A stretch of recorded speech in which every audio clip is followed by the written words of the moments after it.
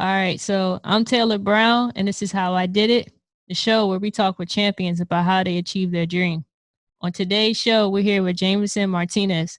Jameson is the current coordinator for the Washington Wizards youth basketball program, also known as the Junior Wizards.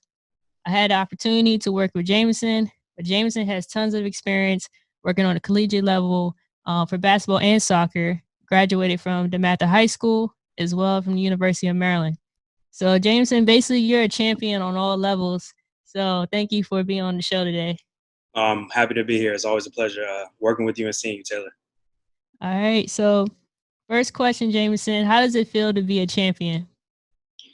Uh, well, honestly, it feels really good. It always feels good, but it's the process that people really don't think about when it comes to being a champion.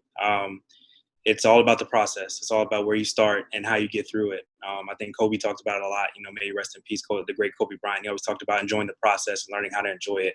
One of the lessons I learned in life is always enjoy the process as you go, no matter how difficult it is, because your end result is ultimately what you want. But you gain that experience of learning how to get there. So when you're teaching others, like for me, being a coach, you apply that to the players you coach, whether it's basketball, soccer, really the game of life. It's both that you really work at. So it's definitely the process, I would say, for sure. Definitely. So, this year, 2020, has been crazy for everyone, but how did you pull off running a basketball camp virtually, especially with the Junior Wizards? I know it's usually a big crowd, a lot of kids that come to the camp. So how did you pull that off? Man, that was one of the most difficult things we've done. My supervisor, Shannon Clancy, and I really put our heads together to try to figure it out. He did a lot of the bulk work in terms of, okay, what can we do? How can we do it? And our senior executives, Hunter and Becca and everyone above, really put their work into to make sure that we can make this event happen. And we ended up selling out all of our slots, and it went well. It's not what we wanted to do. We missed being in person, but the kids were attentive. It went really well, and we were excited for the turnout we had. It wasn't easy, again, and everybody's been trying to do stuff, and other teams have even had in-person camps outside. Unfortunately, we decided not to go that route, but I was glad we were able to do something this summer to keep kids active, and it worked out. We even had one kid get on from England, which was pretty cool. He got on every day from England and with the John Wall jersey on, so we were happy to have him on board. That's awesome. So, how has COVID affected just like, the sports industry? Seeing a lot of people have probably lost their jobs. And so I know sports is one of the hardest to get into. So it's interesting to see who's probably, one of the most businesses were losing, opportunities and jobs because of COVID. So how has that affected just like, I don't know, like monumental sports or just sports in general? Well, monumental sports specifically, it's affected us a lot. A lot of us, or a lot of the employees, have been furloughed. So that was kind of a tough gig for us in terms of where do we go next, and then thinking of from a youth basketball perspective, well, what can we do going forward? Can we continue to do things virtually? Can we continue to do things in from a virtual setting overall? How can we connect to kids? What can we do? So I know we've put out a lot of content, or recently the staff's put out a lot of content to try to keep kids involved, whether it's doing old drills. I know you were a part of some of that in the past, just keeping them afloat and keeping them interested. But the NBA as a whole has really adjusted to everything. So, for example, we had to cancel all high school events, all game day clinics coming up. The season was pushed. So we've had a lot of transitions with everything. But for the most part, I would say everything has gone smooth for now, or we've done as much as we can. Other teams have kind of done their own thing. There are some teams, like, for example, the Atlanta Hawks are just still doing camps. I know the 76ers did an outside camp. So a lot of people are doing many different things. So it really just, from our standpoint and from what our supervisor and senior executives want, we decided to go everything virtual. And they're doing the best that they can to keep everything virtual and keep everything afloat and stable and keeping kids interactive as much as we can before we can go back to in person. Gotcha. So what was the most rewarding thing, or what is the most rewarding thing about your job? Seeing the smile on the kid's face when you see that they're achieving something or they've gotten better. That's definitely one of the things that puts a good place in my heart, if that makes sense. Like seeing that and knowing that the kids are getting better each and every day. That's something that I really cherish, and that's what coaching is all about: making a difference and helping them get to where they want to be. That's definitely one of the things that I would love about my job. Gotcha. And this is Side question. Just seeing LeBron win the championship for the Lakers. Especially the year and Kobe passed. What are your thoughts about that? Just LeBron James and the Lakers this year. Honestly, you almost thought it was destined to be. Losing Kobe and seeing LeBron win. Happy for him. Happy for my former classmate, DeMatha Quinn Cook. Seeing him get another ring as well. The Lakers proved that they were the best team. I mean, Anthony Davis played out of his mind too. LeBron definitely didn't do it alone. All the role players, Kentavious Caldwell-Pope, Kyle Kuzma, Danny Green, they all played well, and they all stuck together. And when Kobe passed, it was just more fuel to the fire to win it for him and win it for the Lakers organization. So hats off to the Lakers and congratulations to them. Shout out to my boy Quinn Cook. Congratulations. Very happy for him as well. Love seeing people that I grew up with or were a part of. I was a manager at DeMatha basketball. I graduated in 2010. So I got to see Quinn all throughout his whole time at DeMatha. And guys like him, Victor Oladipo, Jeremy, Jerry, and those guys, I love to see them successful, and I'm extremely proud and happy of Quinn. And again, congrats to the Lakers and LeBron. Awesome. So, did the Wizards go down to the bubble? I'm not sure. They did, yeah, they did. They were. We finished ninth. Okay. Yeah, okay. Finished ninth. So hopefully next year we're hoping to have a better year. We'll see how we're doing the draft this year. We have the draft coming up. I believe it's going to be virtual, as everybody's been saying. But we'll see how we do. But we're improving each and every year. John will be back. Obviously there have been some rumors about Bradley, but we'll see how it goes. But we have a great group of guys, a great core guys. I think Coach Brooks likes them and likes what he has. And Rui's going to get better each and every year. I thought Rui had a great year last year. He showed us a lot of versatility, and he'll continue to grow and get better as well. But overall, I think that it'll be a productive year, and hopefully we'll be in the playoffs next year. Okay. All right. So again, we're here with Jameson Martinez, and this is how I did it. So next question, Jameson. So what's next for the Junior Wizards? What are your future plans? Are you planning for next summer? Anything coming up, in the wintertime? Well, as I said, a lot of our staff have been kind of furloughed and took a step back, and that's been happening all over the league. So right now, what the staff is doing, to my knowledge, is just trying to revamp and see what they can do going forward next year. Once the new season starts, which will be around December, it's not a definite yet. But right now, it's just brainstorming ideas of what can they do to bring everybody back, bring back to a full staff, and have everything ready to go and working again. However, but with COVID, right now they're just taking it step by step and day by day in terms of what they can do to get back on track. I think, it's no secret COVID has really hurt a lot of people. And unfortunately, some people have lost their jobs. Again, as I stated earlier, some have been furloughed.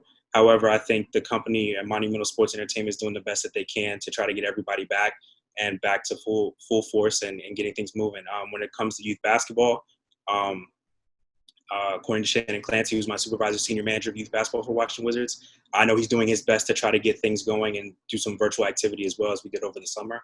But again, nothing's guaranteed. It all really depends on, COVID, the elections, and things going forward like that. So hopefully, and we pray and hope that we're back on track sooner rather than later. Got you. So what are you doing outside of, trying to prepare to get back on, kind of like, I guess, normal on track, but what are you doing, I guess, on your downtime or, during this time? Well, on my downtime, I'm actually in the process of PhD applications. I think I told you this before, Taylor. You and I talked on personally. Yeah. I'm going back to school for psychology, specifically sports psychology. It's something I've been wanting to do for a while, so I'm trying to go back to school and get that done. I'm also launching my foundation, hopefully in December. That's the date, like December 1st. The J.W. Martinez Foundation. I'm working with local youth in the DMV, mainly minority youth, on educating them on what it's like to be a student athlete in high school and what the necessary steps are to get to college, whether it's Division I, Division II, or Division III, or professional. This is something I've had in the works for a very long time, something I've really been passionate about. And I'm offering help to, again, minority students. It doesn't have to be minority students, but mainly minority students. Also, I offer trilingual services, English, Spanish, and Portuguese, the languages I speak. So I'm really excited about this launch. I'll be launching my website hopefully December 1st, as well as the full foundation. So it got pushed back a little bit because of COVID, but mainly that's what I've been doing in my spare time and staying afloat. I know that there have been some guys working out. I've been working with Coach Dale McNeil. He's one of the player development guys, very well known. He trains at all levels. He's been working out some guys to go overseas for tryouts, as well as get ready for the combine or what we know as the NBA combine. this upcoming year, whether it's virtual or in person.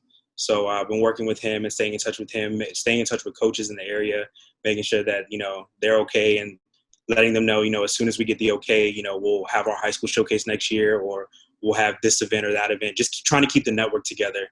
And I'm also chapter president of my fraternity, La Unidad Latina Lambda Upsilon Lambda Fraternity Incorporated.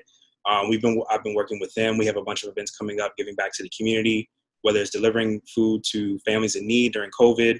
I know we have a virtual trick or treat. We're donating candy to Children's Hospital, as well as local schools for kids who can't go trick or treating, or have that fear of going out with COVID. You have to be very careful nowadays. So I honestly, I stay busy. Our annual Christmas drive is coming up, where we donate toys to Children's Hospital.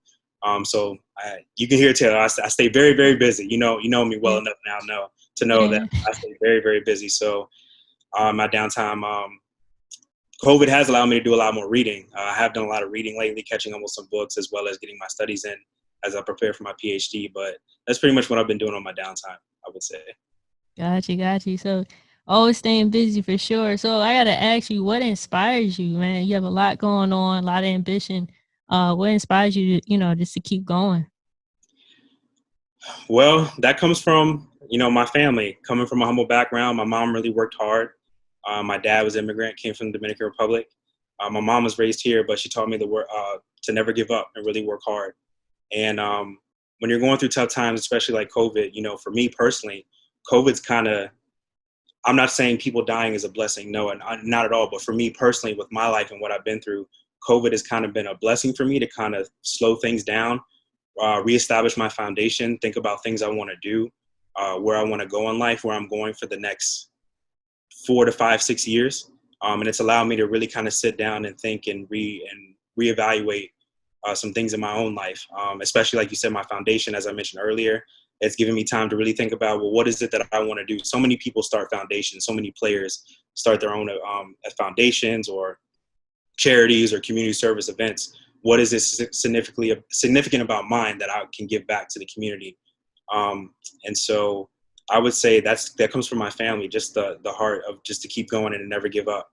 And I come from a military background as well with my family. My dad was in the Army and the National Guard. My uncle was Navy. My grandfather was in the Air Force. My cousin, who I'm very close with, the Marine Corps. So that work ethic was taught at a young age to myself, or to me.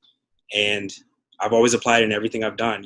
When something fails, everybody fails. You got to learn from it. You keep going. So that's definitely something that I have learned throughout my life, and that keeps me going to this day. That's awesome, man. So I got 2 questions I ask every guest. Sure. So the first question, what's your pet peeve? Oh man. My pet peeve. Okay, you might laugh at this. So my dad's Dominican, so I'm half Dominican, and sometimes Dominicans we're known to talk very loud. Okay. So sometimes when I'm with my family, they can sometimes talk very, very loud, like as if I'm way down the street, but I'm like right here. So like talking really loud in my face is like a pet peeve, even though it's like, wait a minute, you're a coach. Sometimes you're, like you're kind of yelling at kids or things like that, but I'm not getting in like a person's face or anything like that. Right. But that I would say that's one. It's a inside Latina thing. I'm sure if there's any Latinos or Latinas that are listening, they'll laugh and be like, "Oh, that's funny coming from a Dominican." And I myself will sometimes talk loud too. It's kind of funny. I pick up the habit from my family, but I would say that's one of the pet peeves. Yeah, it's just like, hey, I'm right here. You don't have to yell at me. So. Nah, I get that. That makes sense. Second question: what is your guilty pleasure? Oh, my guilty pleasure. It's not so much of a guilty pleasure. People who know me well, I'm addicted to tacos. I love tacos so much. I could eat them every day. Fish tacos, chicken tacos, al pastor. Like I love tacos. That's like a guilty pleasure for me. I know for some people it's like ice cream. When it's food, it's like ice cream or pizza or anything like that. But for me, tacos and Korean barbecue. I can't forget Korean barbecue. Love Korean barbecue. I'm obsessed with the Iron Age. Like I love it. I love it. Okay. Do you have a favorite taco restaurant? Yes. La Placita. It's in Riverdale, Maryland. They're kind of known for having the best authentic Mexican tacos in the DMV. There are a few other places that people might say, oh, well, I like this place or that place. But for me personally, La Placita, growing up a DC, PG County person, I've known about that place since high school, so I would say it's one of my favorite places. Oh And for yeah, Korean barbecue, ironing. So yeah, it is right down the street. That makes sense. yeah, it is. It's right there. So yeah. Cool. All right, so we got two guests here. Audience, thank you for joining us. If you guys feel free, if you have any questions, we have about a few minutes left. Open it up for Jameson. Then we can close out here. So if you guys have any questions, please feel free to ask, or you can drop it in the chat. If not, it's cool. We can just keep talking for about a few more minutes.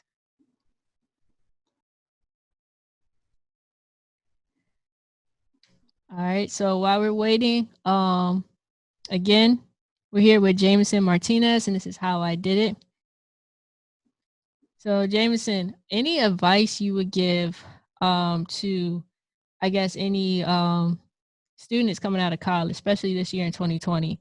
What advice would you give them? Just, I guess, that next job, trying to do the job, your career that you really want to do, or, waiting for that job opportunity. What advice would you give them?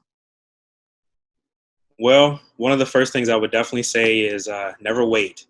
Be proactive, not reactive, right? I think you know that just as well. A lot of coaches talk about that. A lot of people in general talk about that, especially motivational speakers. Always be proactive. Don't wait on anything. Always be ready for the next step. I guess that's the military in me that was taught when I was young. Always be ready. The second thing I would say is have your foundation in your belief system. What's your philosophy? Where do you want to go? What's your foundation? Where are you coming from?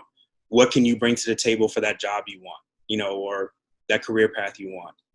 And that goes back to what is famously known in the basketball world by Coach Morgan Wooten, the four principles. He said it was God, family, school, and basketball. God, meaning you have to have a belief in something. It doesn't have to be the same religion or anything, but have a belief in something. Everyone should have a belief in something. It's your foundation. Your family at the end of the day is all you have. You have to make sure you stay on top of that and stay close to that because they're always going to be your support system. School, your education, no one can ever take your education away from you.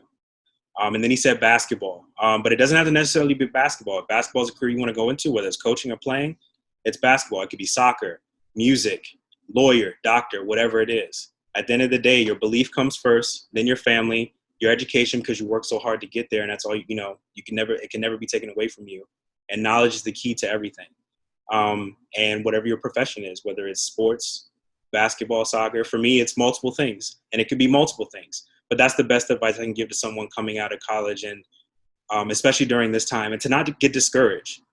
We will not be in COVID forever. We will not be in this situation forever. We will get out of it. You have to think positive. One of the books that I recommend a lot of people read is by Dr. Bruce Lipton.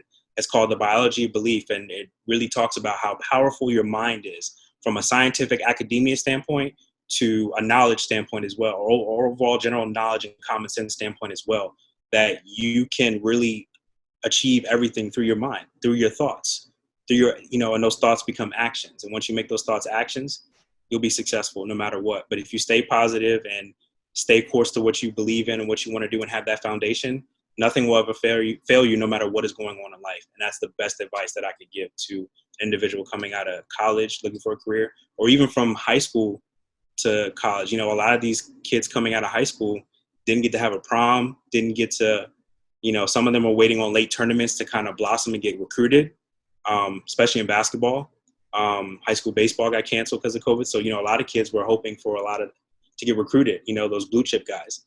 But when there's a will, there's a way. Stay positive, have a positive mindset, have your foundation, and nothing will fail you.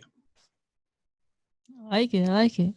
All right, two more questions for you, Jameson. Let's talk about the coaches that help you with the camps this summer.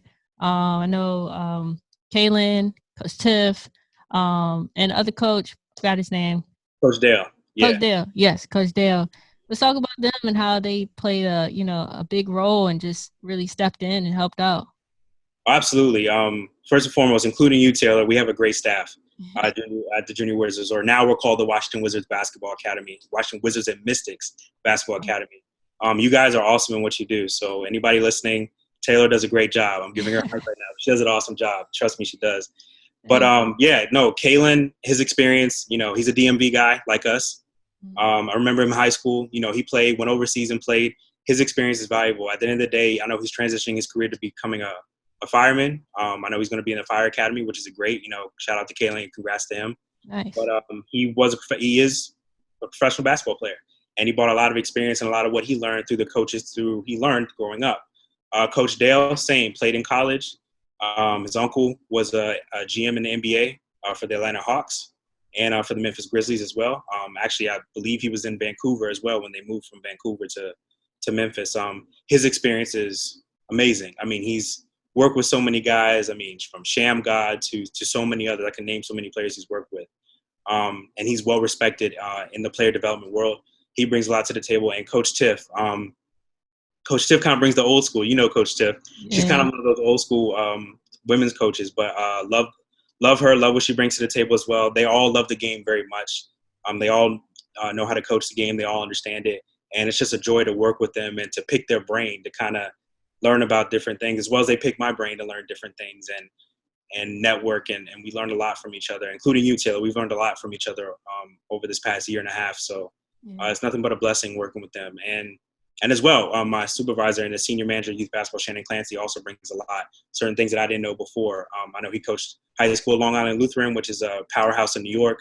So he brings a lot of experience as well. So as a group, we really learned a lot from each other, especially this summer, having to be confined to virtual and coming up with ideas and putting together a game plan or a camp schedule plan for everything. So it was pretty awesome. For sure. Thank you for that. Yeah. And last question, I know, called the Junior Wizards and Washington Wizards, but we got to talk about the Mystics before we close out. So what are your thoughts just about the team? And I know we ran some clinics with Natasha Cloud, who's came out, has helped out and stuff. Yeah, just what are your thoughts just about the program, the team in general? Great organization, great head coach. I know moving forward, we are trying to work together as much as possible. Having more all-girl clinics for girls basketball players in the area. Natasha's obviously amazing. Coach is amazing. Had a rough year this year a little bit. Thought we were going to go back to the final. Me personally, I thought we were going to do some damage. Lost a few players, but great culture, great work culture, great attitudes. And I'm looking forward to hopefully being able to work with them in the future. I think that their future is bright, super, super, super bright. And I enjoyed working with Natasha Cloud coming to our clinic last year and working with us. Or was it this year? I believe it was this year. It was fun. It was a good opportunity to learn more about the Mystics and their culture. Because at first, when I started at the Wizards, I really didn't interact too much with them. I mean, I did a little bit, but over time, I got to know a little bit more about them, and I definitely pitched a lot of ideas. I know Shannon knows this for a fact. We've been trying to do a lot more activities with the Mystics, like whether it's all-girl clinics or all-girl camp, trying to get more girls involved in basketball as a whole in the DMV. And that's something that I know the organization is very passionate about and has plans on doing in the future. It was great getting a Mystics ring, I got to say. So yeah, I was going to say that. You have it on? I don't have my ring, but I definitely will be wearing it for sure. So yeah. No, that's great, man. Congratulations on all your success. I'm pretty sure there's gonna be more. And that's all the time we have for today. Will you be back though if we do another one? Absolutely. I'm always gonna be back. It's you, Taylor. Come on. I'm so cool. Gotta stay updated. And I want to give some quick shout outs if that's okay to a few people. Yeah, go ahead. Shout out to my fraternity, my chapter Gamma Epsilon. I appreciate all the support you guys showed me. Shout out to Coach Jones at DeMatha. All the coaches I've had an opportunity to work with and interact with. Coach Turgeon at Maryland, Coach Brady, Coach Bino, Coach Waddell Wright. Check out his book. And Tony Massenberg and Walt Williams, Lessons from Lenny. Definitely a great book to read about the great Len Bias. And shout out to my Terps in general, Terp Nation. We're going to have a good year this year. Don't worry. Don't listen to the ratings. We'll have a great year this year. We'll be fine. Expect a big year from Daryl Morcell, Wiggins, Ayala, Dante Scott. We'll be fine. We'll be all right. All right. And oh shoot, the light went out. But where can people find you on social media? You can find me at Coach Martinez 22. I'm also on Twitter. I'm also on Facebook as well, Jameson Martinez. There are not many Jameson Martinezes in the world. So if you literally type in my name, my page will come up. And please look out for the launch of my website and my foundation, the J.W. Martinez Foundation. I'll be putting out a lot of promotion things coming up in the next month and over the holidays. And I guess last but not least, to conclude, I just hope everybody's staying safe and for those who are struggling and going through a rough time, sending prayers your way and sending positive vibes. Remember, it's all about your mindset. And if you continue to stay positive and work towards what you want, everything will be all right at the end of the day. So I hope that everyone is staying safe, doing well. Hope everyone goes out and vote as well. This is a big election. Everyone needs to vote, participate, and we want a brighter future, and we need a brighter future. So voting is important. So let's make sure we're on top of that as well. Definitely. Well, thank you, Jameson. I really appreciate it. This has been great interview, and we'll talk. We'll be in touch soon. Absolutely. Thanks, Taylor. I appreciate it as always.